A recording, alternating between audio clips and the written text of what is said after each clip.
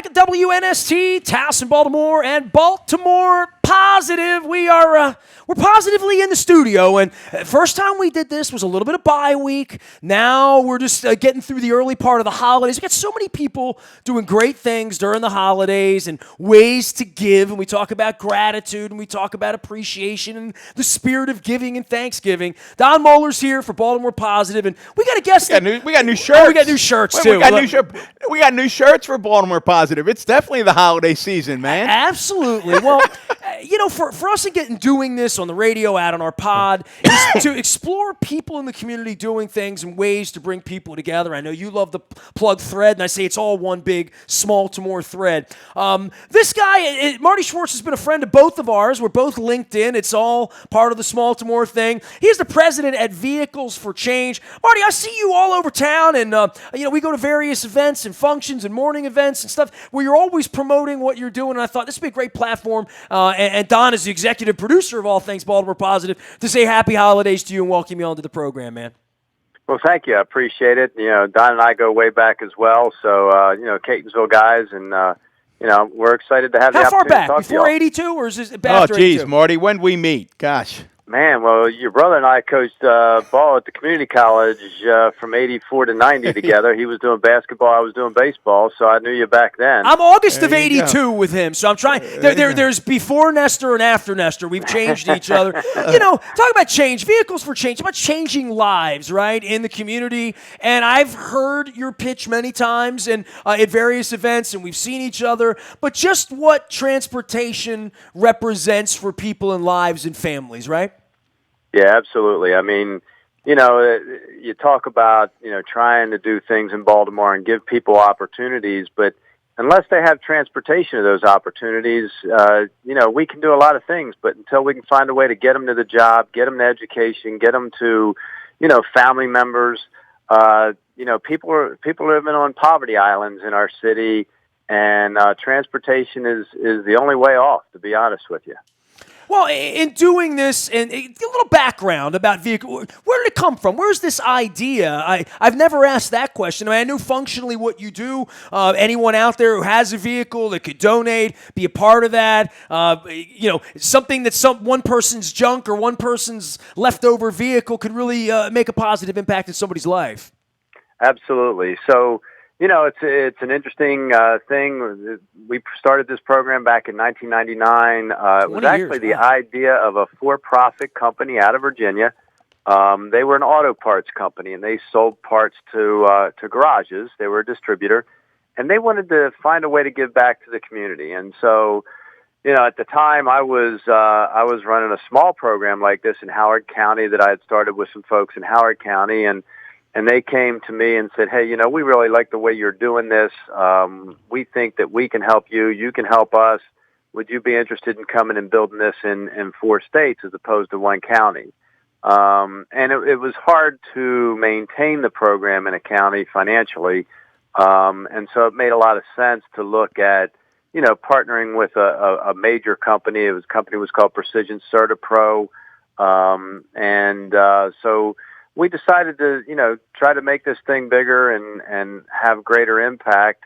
And I've always been somebody that, saw big picture. And so I always wanted to make this available to as many people as we possibly could.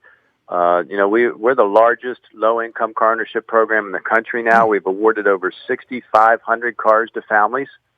Over 20 years, 6,500 cars. Yeah. Wow. Well, I mean, for you, what's the impetus for you? What was the light that led you to do this over the last 20 years? I mean, there must have been a moment where a family or a story where something touched you. Well, tell folks, in addition to what Nestor asked there, Marty, tell us about your background, because one of the things that we've loved about Baltimore Positive is we find out from folks who are doing the real work how their journey got them to where they are. So tell us a little bit about your background and what you did before Vehicles for Change even. Sure. So, I've been incredibly lucky, my entire life. Born and raised in Catonsville, literally in a townhouse in an area called Medwick-Garth, and I lived about 12 houses from the Baltimore city line. And so, kind of grew up in this area, went to Cardinal Gibbons High School, Moment of silence since they closed my alma mater. Go Crusaders. Let's hear it for Wayne McDowell, right? Yeah, that's right. That's right. Give Seton and Keogh some love, too, while we're at it. How about it? That's exactly right. Yep, I had 3 sisters that went through Keogh. So, somehow I knew that. Very sad. But so, went to Gibbons, went to University of Maryland, came back, worked as a state auditor for a couple years. It was absolutely the worst job I've ever had. I just, my DNA doesn't work well as an auditor. And went back to Gibbons and worked as their accountant, started coaching baseball and soccer, went from there to Catonsville Community College, did fundraising and marketing for the athletic department there and coached baseball. And went from there to UMBC and did fundraising and marketing for the athletic department at UMBC from 90 to 96. And kind of felt like it was time for me to do something different. Wanted to run my own business, so I started an athletic recruiting service. I had forgotten that, Marty. Yeah, tell us a little bit about that. Man, you got a lot of sports in your background, right? Yeah. I had forgotten that program. It's not all out of whack here at WNST, right? We say stick to sports. It always comes back to sports, right. doesn't it? A lot of it does, and you make a lot of connections through sports. And so, in 1996, I left UMBC and started a company called the Student Athlete Information Link. It was an internet-based recruiting service. One of the first ones ever designed. Unfortunately, it was designed back in 1996, and the internet wasn't quite ready for it. So, it kind of started to peter out in 98. And that's when I ran into the guys that were trying to get this car program up and running in Howard County. And I kind of had a nice background for what they needed, right? I've always been about trying to make a difference for people's lives. I mean, when I coached, I was very involved with my kids, spent a lot of time, coaching and working with young people. And one of the things that, you talked about, Nestor, was, kids whose parents don't have a car, they don't get to play sports. Right. Because you can't play travel. I mean, get the game. My family, as a good example, my family never had a car, right? So, I grew up on the 23 bus line, and if the 23 bus didn't go there, like Parkville, couldn't go to Parkville. I couldn't go to Perry Hall. That was exotic. Golden Ring Mall was exotic for me. It had to have been on the Eastern Avenue sort of line. That's why I kind of spent my formative years in Highlandtown and, taking the number 10 into the city for hockey or the number 22 over to Memorial Stadium. But I had no lifeline to play travel ball. Even when I played football, John Rollo, if you're familiar with Johnny Rollo, his father picked me and my dad up every day and put us in the car. John Rollo's dad, shout out to the Rollo family, because he had a car. And, and other families on the block had a car, but my father never drove. He just never drove. I think about the limited freedoms about what a concert at the Capitol Center represented when I was 13 or 14. You had to know somebody with a car, Yeah. Oh, yeah. Yeah, absolutely. And so, as I got an opportunity to look at this program and kind of think of the tools that I brought to the table. I mean, I had a background in development. I had a background in marketing. I have a business background, and so it made sense. It was exciting to me to be able to build something. I love building things from the ground up. A passion project. I love a passion project, Marty. Yeah, I got a chance, going back to athletics and my background. I can lay claim to be the only person to ever run an NCAA championship in Baltimore, and I got to run the first and second round of the basketball tournament. I was at those games. Wake Forest was in for that, right? Yep, the other Michael Jordan from Penn was a part of that, right? Absolutely. Big Country was in Big that. Country, Randy Rutherford, Oklahoma State. Oak State had the prettiest cheerleaders. Don't ask me how I remember that. You guys are doing the memory lane thing. I was sick as a dog that week. I was really, really sick that week that happened in March. But, man, the city was electric for that tournament. I mean, it made Baltimore. It's right after Camden Yards was built. We had just sort of stolen the Ravens at that point. So, the city was alive. It was good times. Yeah. It was good times. Marty Schwartz is with us. Vehicles for Change. You can find out all that they do at vehiclesforchange.org. So did you have a moment then? Did you have a moment where someone needed a car? And again, I'm admittedly a guy that a car would have changed my life it did change my life when I was 16. I mean, all of us that do drive. But for people with real life issues and the issues you're talking about, incarceration, poverty, just basic transportation to be able to get to a job so they can support their family. Where did the light go on for you with this project? Yeah, I wish I could say, but I'm one of those ones that just, I always say I was in the right place at the wrong time. And, my life was supposed to be coaching major college baseball, and things changed. And I always say that, this is what I'm supposed to be doing. I mean, I firmly believe that. I get up every day and think about how we can grow this program and make it more valuable to people. 5 years ago, we decided that, we were in the car business. We were repairing cars, and why not train people to be auto mechanics? Because the jobs are massive. I mean, there's so many openings in the automotive world for mechanics. And, so we looked and we said, not only are there openings and there are people that we can train, but the automotive world is a little bit more lenient toward individuals with criminal backgrounds. And so we worked with the state of Maryland and the folks at Department of Labor and the Department of Corrections, and we said, we're going to start taking people right out of prison, and we're going to bring them here. We put them through a 4-month paid internship program, so they get paid while they're here, and we train individuals coming out of prison to be auto mechanics.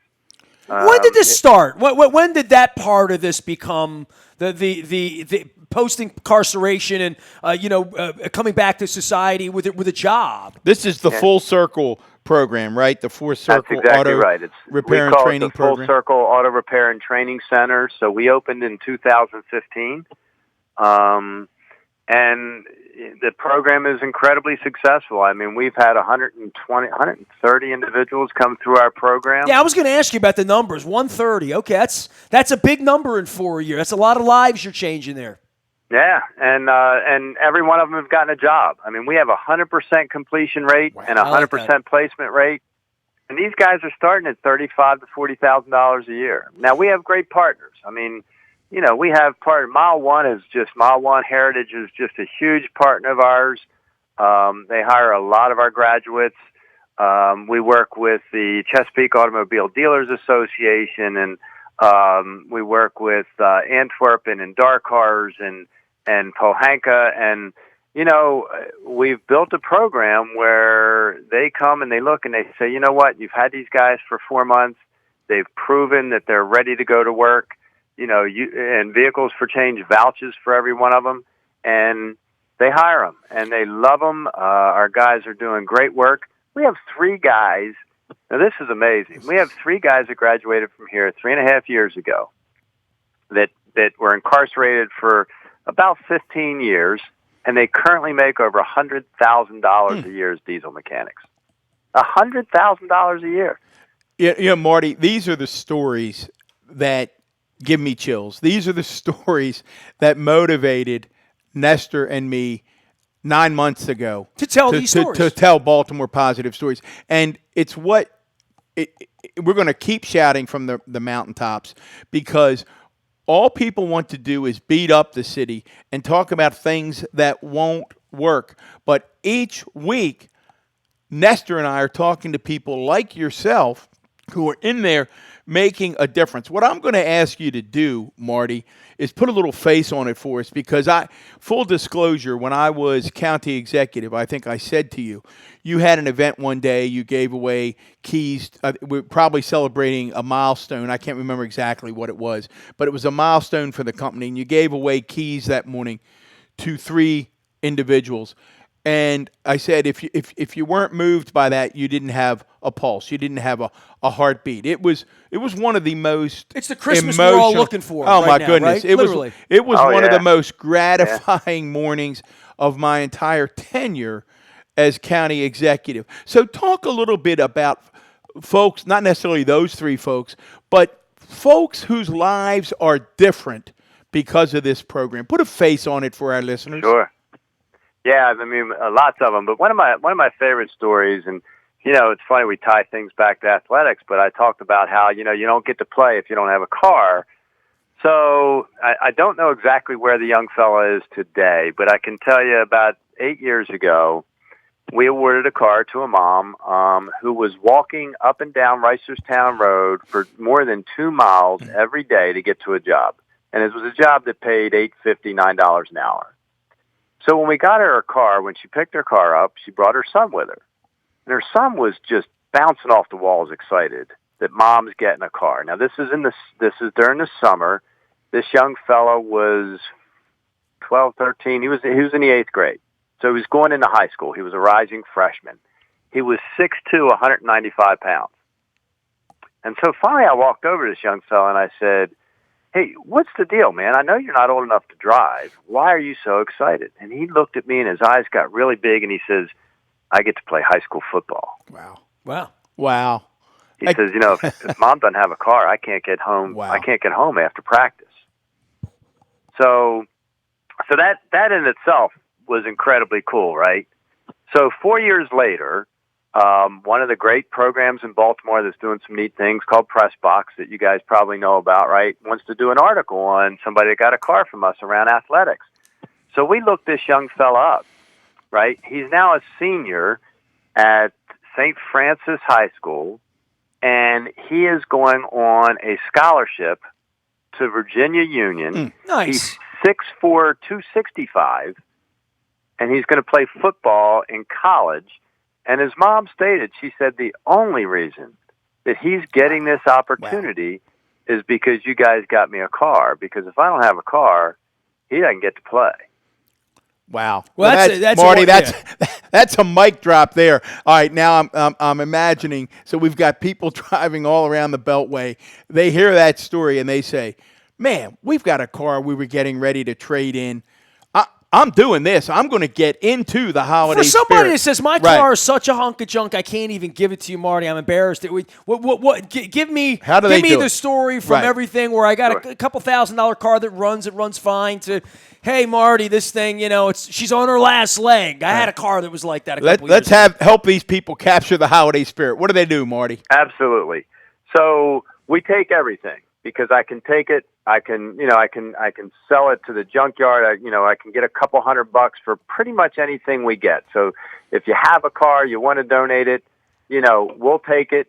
And what's the benefit to me from a tax perspective if I bring you a car that, I don't know, Blue Book's at $2,500 and just they're only going to give me $500 for it up at the dealership or whatever? What happens in that transaction if I'm because I was this person a couple years ago in some way, so I love hearing this. So if your car is in good enough shape that we can award it to a family, we're typically looking for cars that are less than 15 years old with less than 150,000 miles on them that we can get back on the road at our cost for about $1,200. Now, the average cost for that, if you guys took that same car to a shop, might cost you $2,000. So we can get it on the road for that.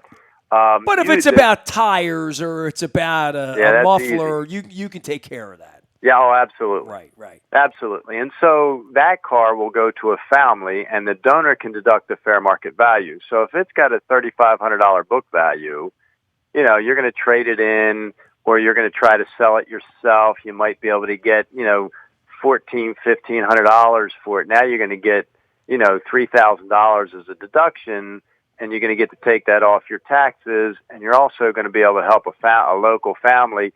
We come pick it up for free. We make it as easy as possible. We send you your tax letter. We make it clean. So now, particularly if you're going to sell it, you don't have to hassle with putting it in the paper, having people come into your house. Dude, it was a hassle. Right. Getting rid of the car was a hassle. I promise you that. I can speak firsthand on that.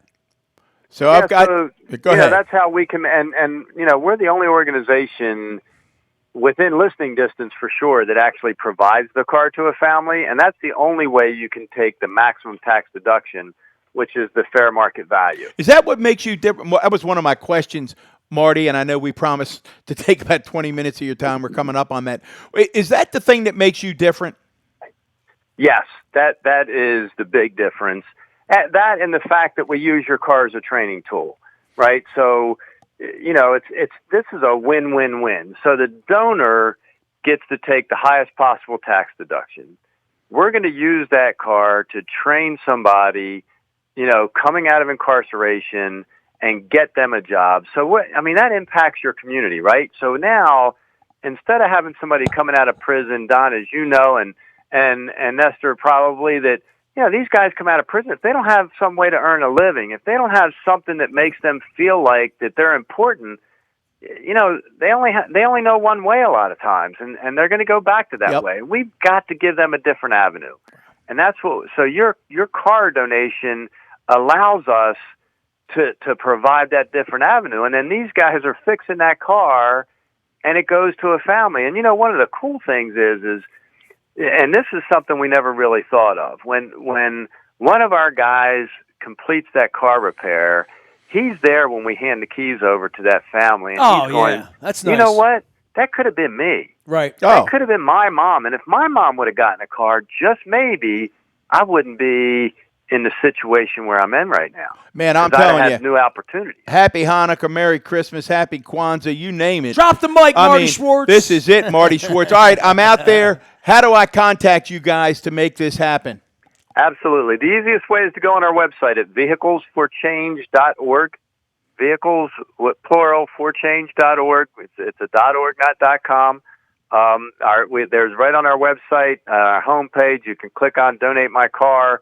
Take you a couple minutes to fill out the form, and we do all the rest. Or you can call us, at our number 242. It's 410-242-9674, 242-9674, and our folks can take the donation over the phone. So, we try to make it as easy as we can. Like I said, we take just about everything. So, we'll help you out in getting rid of that car. If it's an old piece of junk, you just need to get it out of your yard. You just want to get it away from the house. We can do that. And, certainly if it's a good car, you're going to make a difference. And, we invite your listeners, if you have a good car, you want to donate it, let us know you'd like to turn the keys over to a family. We'll set it up so that when you come in, you can actually hand the keys to your car to the family that's getting it. Marty Schwartz, who has 417 mutual connections with me on LinkedIn. That's why I run into you. Hey, next time we'll fix the Orioles, okay?